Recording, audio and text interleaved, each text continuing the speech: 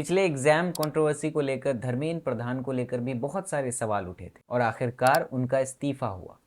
ऐसा सबको लगा कि शायद अब सिस्टम चेंज हो जाएगा, शायद अकाउंटेबिलिटी आएगी, शायद एनटीए सुधरेगा, लेकिन ऐसा नहीं हुआ। और आज एक फिर सवाल सामने खड़ा है कि क्या सिर्फ एक मंत्री बदलने से सिस्टम बदल जाता है क्या? अगर कोई इंस्टीट्यूशन में पूरे वर्किंग में प्रॉब्लम हो तो सिर्फ चेहरा बदल देने से क्या होगा? क्योंकि अगर वही प्रोसेस है, वही अकाउंटेबिलिटी है, वही जवाबदेही है, तो फिर रिजल्ट भी वही आएगा। नाम भले ही बदल सकते हैं, लेकिन अगर सिस्टम नहीं बदला गया तो कहानी वही रहेगी। ये सवाल सरकार से भी है, ये एनटीए से भी है और पूरे एजुकेशन सिस्टम से भी। क्योंकि जब एक गरीब और मिडिल क्लास का बच्चा एक कॉम्पिटिटिव एग्जाम की तैयारी करता है तो वो सिर्फ किताब नहीं खरीदता, बल्कि वो अपना समय, पैसा और उम्मीद ये सब लगाता है। उसके माता पिता शायद अपनी ज़रूरतें मारकर उनकी कोचिंग फीस भरते हैं। वह बच्चा कई साल अपनी ज़िंदगी को रोक कर एक एग्ज़ाम के पीछे भागता है, और अगर सिस्टम की वजह से, सिस्टम की गलती के वजह से वो एग्ज़ाम ही दोबारा हो जाए तो फिर गलती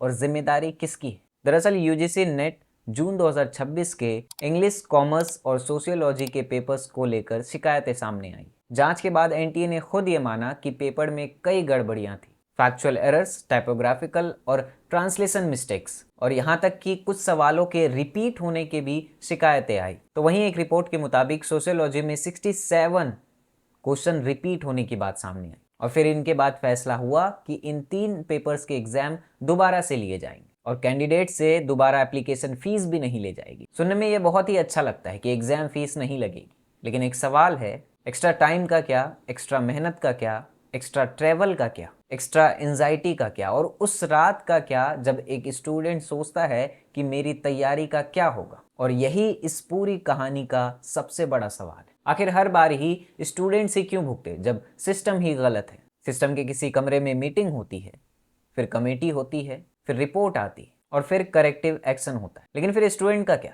स्टूडेंट सड़क पर आते हैं, वो प्रोटेस्ट करते हैं, वो पुलिस बैरिकेड के सामने खड़े होते हैं और अपनी आवाज को बुलंद करते हैं, और कुछ दिन बाद फिर से वही कहानी। आपने अभी कुछ दिन पहले ही सीजेपी का मामला देखा था कि कितने सारे छात्र सड़कों पर उतरे थे एजुकेशन को लेकर। उनकी मांग थी कि परीक्षा व्यवस्था भरोसेमंद हो, पारदर्शी हो और छात्रों के भविष्य के साथ खिलवाड़ न हो। लेकिन अब ये यूजीसी नेट की घटना फिर से सामने आ गई। तो सवाल ये नहीं है कि एक एग्जाम दोबारा हो रहा है, सवाल ये है कि एक ही समस्या बार बार क्यों आ रही? भारत का युवा दुनिया के सबसे बड़ी युवा आबादी में से एक है और हम उसे कहते हैं कि देश के भविष्य तुम। लेकिन जब वही युवा अपने भविष्य के लिए एग्जाम देता है तो सिस्टम कहता है कि पहले हमारा फ्यूचर ठीक होने दो। दोस्तों, ये मजाक नहीं है, ये लाखों युवाओं की जिंदगी का सवाल है। आज यूजीसी नेट के 3 पेपर्स कैंसिल हुए, कल को कोई और भी हो सकता है। इसलिए सवाल सिर्फ इंग्लिश, कॉमर्स या सोशियोलॉजी के छात्र का नहीं है, सवाल हर उस छात्र का है जो किसी कॉम्पिटिटिव एग्जाम में बैठते हैं, उसकी तैयारी करते हैं, जिसके कमरे में किताबें हैं, दीवार पर टाइम टेबल है और दिमाग में सिर्फ एक सवाल